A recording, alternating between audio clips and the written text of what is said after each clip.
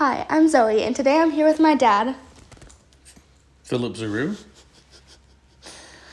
who is a reporter for the Detroit Lions, and today I'm going to be interviewing him about it. So, my first question is, did you meet any famous people, and if so, who were they?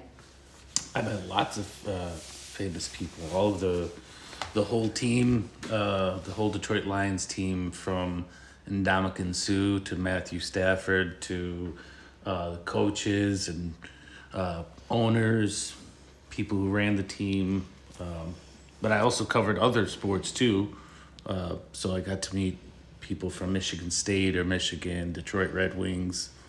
Not as much the Tigers and Pistons. I only did cover them a little bit, but yeah, the majority was the Detroit Lions. Did you make any friends, or was there anyone who stood out to you?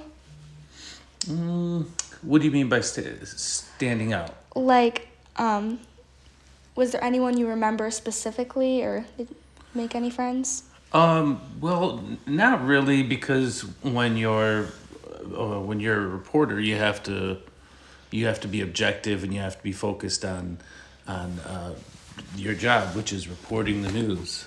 So you got to find interesting stories and some different angles to the stories, so that your writing is different from what everyone else is doing. That are covering the Detroit Lions. So that was kind of the approach I took, and you get to be closer with some players than others, but overall, some people are nicer, some people are more grumpy, so just not as fun people to deal with. So you get to be closer with some players than others, or you might build up a relationship with them, but it's not really a friendship. Okay. Well, what was your favorite part of being a reporter and writing in the newspaper? Just accomplishing my dream job, because I grew up as a Detroit Lions fan from the time I was 4 or 5 years old. I was watching the team and followed them very closely, and when I went to Michigan State for college, I went in thinking that I wanted to do one thing, but then after writing a paper that was about it was about baseball history, I figured out how much I actually liked writing, and I married the writing with the love of sports, and decided I really wanted to be a sports reporter, and specifically the beat writer for the Detroit Lions. So that was just a really cool realization of my dream from when I was in college. Yeah, that's cool. Was was did you have, like, what was your least favorite part? Was there any incidents that have stuck out to you? Just dealing with people who are sometimes basically jerks. They're just not they didn't want to be interviewed, or they didn't like that part of the job, which I can understand is not always fun to have a reporter with their recorder in your face or asking you questions. You're busy trying to win a football game, or you're having to deal with a loss, and I covered the Lions winless season in 2008, so I know it was not it's not fun for those guys. But that's kind of the tough part. I don't like. I didn't like being bothered because when I started the beat writer job of specifically covering Detroit Lions was the same. I started that job a month before you were born.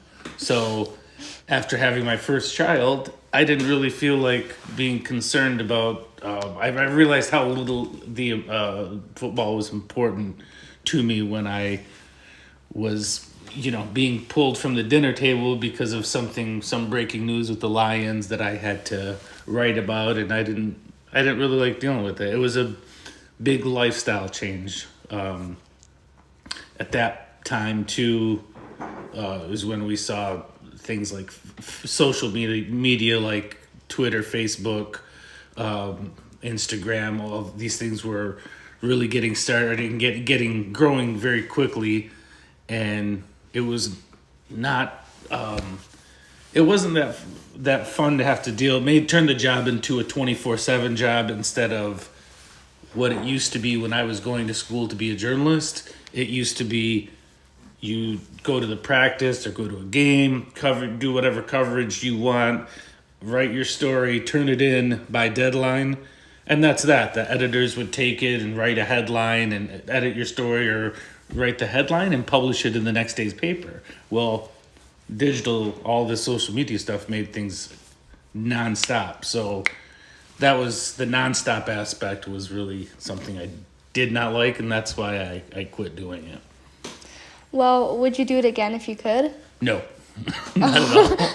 Not at all. I if I did, it would not be in that same capacity. I just know I did it. I'm glad I can say that I achieved that goal. So I won't ever regret not hitting that or trying that. But it just was a completely different lifestyle than I imagined. And some people think, I talk to some people and they'd be so jealous, and understandably so. I thought the same thing before I became a sports writer, but it's just a complete. It's different from being a fan than and reading all about the team or just studying this or that, writing whatever you want on a blog. It's completely different than when it's your job, and you got to be. It's like I said, it's you have to be ready to be there on the job 24/7. Well, as you know, the Lions lost in the NFC championship. NFC championship game, and how do you feel about that? Well, I was disappointed. Came very close. It was a great season. I hadn't seen that kind of season from them since before I was a sports writer. So before I was in college. So it was pretty neat to see. I'm more of a college football fan than an NFL fan. So I don't. After covering the team for so long and kind of detaching myself from the team and trying to be objective about things, I really and also the way I saw the league going, the direction the NFL was headed in, I didn't really care for it, so I kind of pulled away and stopped playing my fantasy teams, my fantasy football, and never really looked back. And as you know, your mom will throw a game on, and I'll watch it, but I'll have to watch every week. I have to watch the Lions. It's kind of if it's there. Now, this playoff run was really cool, so we did get to enjoy that. But, they have a good team, and I think this is a truly different Detroit Lions team than we've seen in the past, and hopefully they'll get back and even make it to the Super Bowl and win that. Well, thanks, Dad, for answering these questions, and thanks, everyone, for listening. Thanks for asking them, Zoe. You're welcome. Thanks for listening, everybody. Bye.